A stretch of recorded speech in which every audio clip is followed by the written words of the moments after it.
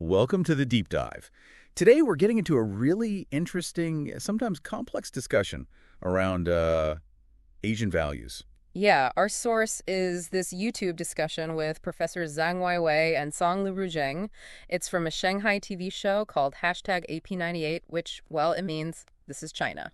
Right, and this whole conversation seems to be popping up more now, this idea of Asian wisdom or these Asian values. Definitely. It's often framed, particularly in the source, as a response, maybe even a counterpoint to critiques coming from, Western value systems directed at China. It's about understanding a different framework, really, how societies might see things differently. Exactly. So the mission for you today, listening in, is to kind of unpack this. We want to look at the history. Where did this Asian values idea really come from? What are the core concepts? And the criticisms, too, right? It hasn't been without controversy. And then what does it mean now? Is it still relevant? Yeah, let's get beyond the buzzwords and try to understand the substance. Okay, where do we start? The 1990s. I think that's the best place. Professor Zhang points to the 90s as when this really became a, let's say, formalized debate. It wasn't brand new, but it gained a lot of steam then. Okay, and what was happening then? The economic context, right? Precisely. You had Japan's big rise in the 70s, and then boom, the four Asian tigers in the 80s. South Korea, Singapore, Taiwan, Hong Kong. Right, incredible growth. And that economic success naturally led to this renewed cultural confidence, a feeling of, hey, maybe our way works too. It's interesting because Professor Zhang mentioned this comparison some people started making, thinking about Max Weber, The Protestant ethic and the spirit of capitalism. Yeah, the argument being maybe Confucian ethics that focus on education, discipline, hard work. Maybe that was the East Asian equivalent, driving success. It's a powerful parallel to draw. Like maybe our cultural roots are also a source of economic strength. And driving this conversation forward were some pretty big names politically. Absolutely. Lee Kuan Yew in Singapore, Mahathir Mohamad in Malaysia. They were major proponents. Lee Kuan Yew especially, right? He seemed convinced that these specific Asian values were absolutely fundamental to Singapore's transformation. He really was. He saw it as the bedrock of turning Singapore from, well, a pretty poor island into a global powerhouse. So what were these values, according to him? I remember one key thing was the society versus the individual. That's probably the most cited one. Society and the nation's interests come first, before individual interests. That's quite different from a lot of Western thinking. Definitely. What else? Well, the goal of democracy. It should be good government, effective government, not just process for process's sake. Okay. Makes sense in a way. And this idea of mutual trust between the government and the people. Harmony over conflict. The belief that harmony helps development and makes people happier. And the family. Huge emphasis on the family as the core unit of the nation. Foundational, yeah. Plus, the state should respect individuals. That was in there too, and different religions should coexist. It's a specific package. Professor Zhang talked about the roots, mostly seen as Chinese Confucian culture. Largely, yes. Hierarchy, duty, the collective. But, he noted, the modern take also brought in things like respecting individual rights, accepting the market economy. It wasn't purely ancient philosophy. So boiling it down, that key difference is community, society, family first. Over individual freedom and rights as the absolute top priority, yes. And while Lee emphasized rule of law, you see that in Singapore. Very much so. But there was also this strong element of governance by virtue, drawing on Confucian ideals, loyalty, filial piety, benevolence, righteousness, wisdom, honesty, even a sense of shame. Right, using those as social glue, almost. Now, Mahathir in Malaysia, similar ideas, but maybe a different flavor, influence of Islam. Yeah, a bit different. He also stressed family, respect for authority, parents, teachers, government. But he also really emphasized the government's responsibility to step in, especially economically. Active intervention. Right, and prioritizing collective economic and social good over individual liberty if there was a conflict, consensus over confrontation to keep things stable. And his view on democracy. Very pragmatic. He basically said, look, democracy isn't a religion. It has to fit the country. It serves the nation and the people, not the other way around. He was also pretty critical of the West, wasn't he? Oh, yeah. He talked about an unjust global economy, Western bias, racism, famously pointed the finger at Wall Street financial villains for the '97 crisis. Positioning himself as a voice for smaller nations. And Malay nationalism, definitely. Though he also pushed for Muslims to focus on the essence of Islam and embrace modernity.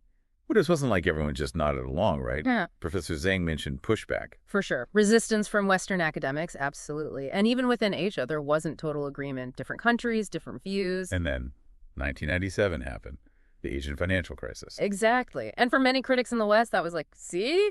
Told you so. These Asian values don't work. Okay, yeah, this is a crucial turning point. So how did that 97 crisis and then later the 2008 global crisis change the conversation? Well, after 97, the main Western argument was, look, these Asian values led to cronyism.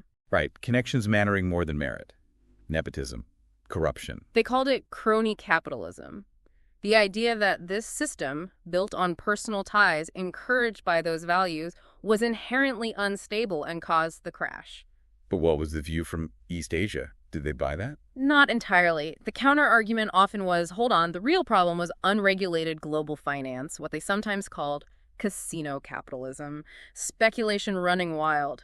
So blame the global system, not the local value. That was a strong counter-narrative, and Professor Zhang kind of hints that, well, the reality was probably a mix of both internal issues and external market forces. Then comes 2008, the U.S. subprime crisis. Everything goes boom globally. And suddenly, the defenders of Asian values could say, hang on a minute, look at this massive failure within a major Western system. It did shift the narrative, didn't it? Yeah. You had people like Amartya Sen initially suggesting 97 was partly due to a lack of democracy. And then 2008 happens right in the heartland of Western democracy and capitalism. It complicated that argument considerably. And Mahathir, he kept arguing his point even after 2008. Oh, yes. He basically argued that the Western focus on just getting rich, on individual wealth above all, without enough ethical consideration, as shown by 2008, actually caused more damage globally than the supposed flaws of Asian values. His point being that Asian values, at least in theory, prioritize the majority, not just the elites. That was his argument, yes. Protecting the wider community's interests. Okay, let's fast forward again. 2020, COVID-19. Professor Zhang brought this up as another, more recent comparative moment. Right, and the observation, generally speaking, was that many East Asian countries seemed to handle the initial waves of the pandemic more effectively, perhaps, than many Western nations. Which led some to ask, is there something about that Asian wisdom at play here? Professor Zhang certainly suggested so. He pointed to values he saw in China's response. Putting human life first, people's lives matter, as a core principle, not just a slogan. A sense of unity, collective responsibility. Exactly. That feeling of we're all in this together during a national crisis. Yeah. And also, crucially, a willingness to balance personal freedom with self-discipline for the common good. Which was often contrasted with the West. Where the strong emphasis on individual rights sometimes made it harder, politically or socially, to implement widespread public health measures like lockdowns or mask mandates. So the argument emerging was maybe these values allowed places like China to move beyond just copying the West. And maybe even offer a different, perhaps more effective way to handle certain massive challenges.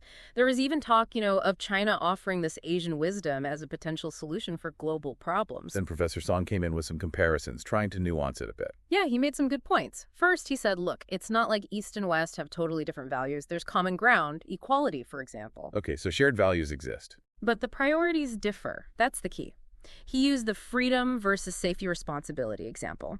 Like the higher acceptance of digital surveillance in China for security versus the stronger emphasis on privacy in the West. Different weighting. Exactly. And also different approaches to values. Song suggested China tends to shy away from absolute black and white interpretations. He pointed to the public cooperation during COVID as an example of a more maybe flexible or pragmatic approach. Interesting. Professor Song also seemed to suggest China's focus is shifting.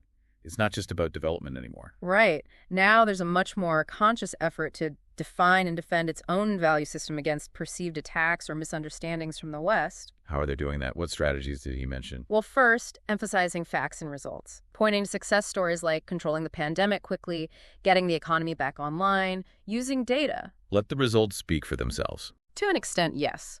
But also strategically using Western terms, sometimes like democracy, but redefining them. Building their own narrative. He mentioned people-based democracy as distinct from Western procedural democracy. Giving it their own meaning. Precisely.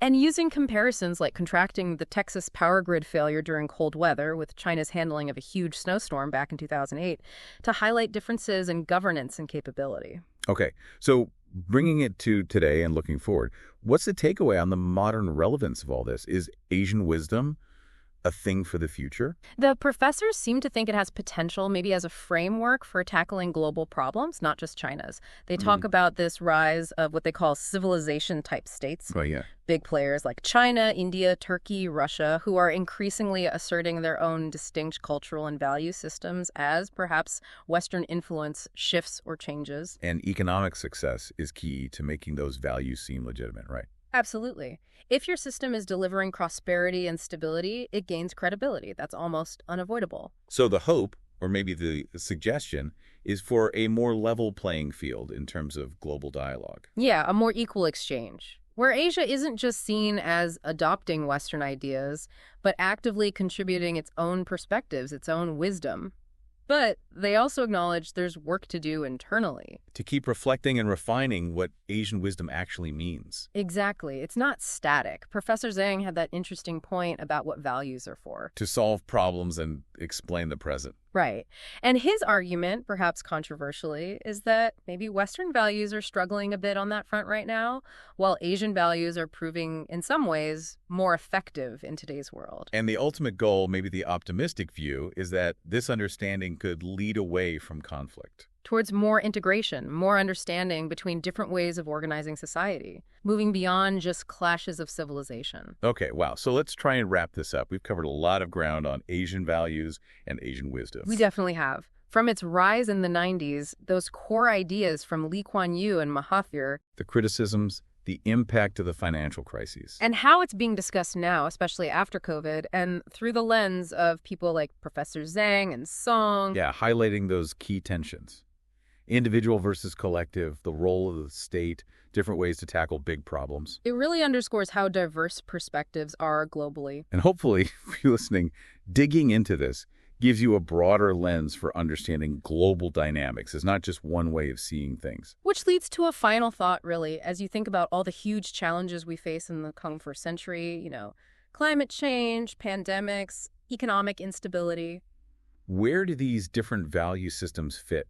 What are the strengths and weaknesses of a more individualistic approach versus a more collectivist one? Does any part of this Asian wisdom, as discussed today, resonate with you? Could it offer maybe some fresh perspectives on tackling the problems we all share? Something to mull over?